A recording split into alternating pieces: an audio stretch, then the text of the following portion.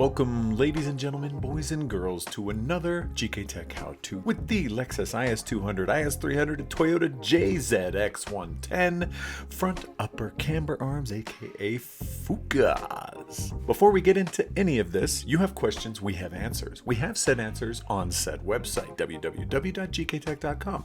Hit the product page, has all the information you could ever want and or need. We're going to skip through all the BS this time, get straight into the install. First, you're going to remove the split pin, loosen the nut. You're going to set up your ball joint separator, whatever it may be, until it unseats the FUCA's taper in the upright, leaving the nut on there for now. You're going to loosen and remove the two bolts that hold the arms down to the chassis. These were tight AF, almost seized. Awkwardly fit your hand between the strut and the body to wind the bolts out, remove the arm, wind the nut off the upright, and remove said arm completely.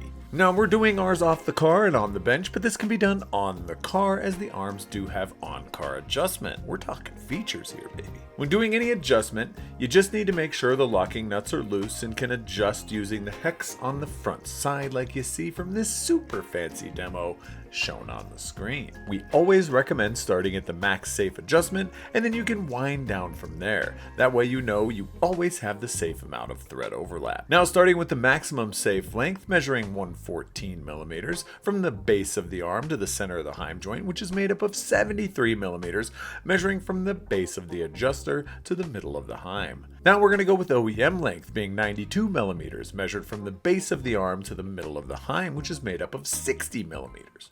Measuring from the base of the adjuster to the middle of the heim. We're going to be boring and leave ours at OEM length. You're going to go ahead and wind your lock nuts down once you've figured out how long you need it. Now if you want to tighten the locking nuts on the bench, the bearing must be straight. If it's cocked to the left or the right, it will run out of misalignment and will be a pain in the to fit on the car. If it's straight, then you can either hold a spanner on the cutout on the arm itself, or you can insert an Allen key into the hex adjuster and tighten the locking nuts that way. Now you may be asking yourself, can you adjust caster from these? Well, my little man, yes you can. Now there are two different sized lips on these spacers, thick and a thin. The thicks need to go into the bearing and the thins into the thicks. And this is very important, my guy.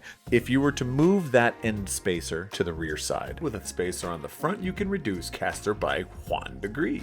If you were to fit tooth on the front side with a spacer on the rear, you can increase caster by 1 degree as well. Now, if you were to fit evenly on each side, the caster will be at OEM.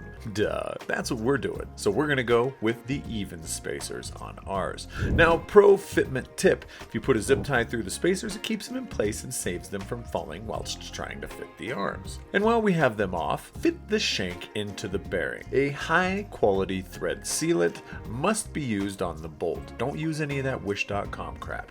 We even put a sticky label on the arm to remind you of this. Now go ahead and install the bolt to the shank. We will torque it later. Another very important thing is realizing that these arms are side specific. They have a cutout, which is in front of the ball joint on the side that needs to face the front of the car. Fit the arms up and slot them in, then cut those zip ties away that were helping you out oh so nicely, then slot the arms in nice and smooth. Awkwardly install the bolt on each side, because we all know that's fun. Then remove the washer and nut from the shank, install upright to the stud, then install the washer and nut. Tighten the bottom shank nut, torque the top shank bolt that we said we'd get to later with the specs listed right here on the screen.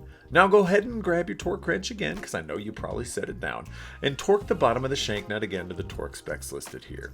Reach inside, tighten the bolts that secure the arm to the chassis to the listed specs on the screen below. Now we made sure our bearing was straight on the bench and tighten the nuts on then, but if you left them loose, you need to make sure they are now straight and not cocked to the left or right. If you were tightening on the car, you definitely need to hold the arm in the notches and then can proceed to tighten the nuts from where they are. That's it, you're done. Good job. Drink a beer, high five yourself. These are all the dudes involved. If you need help, please reach out to a professional, or we're very active online and we want to help you out.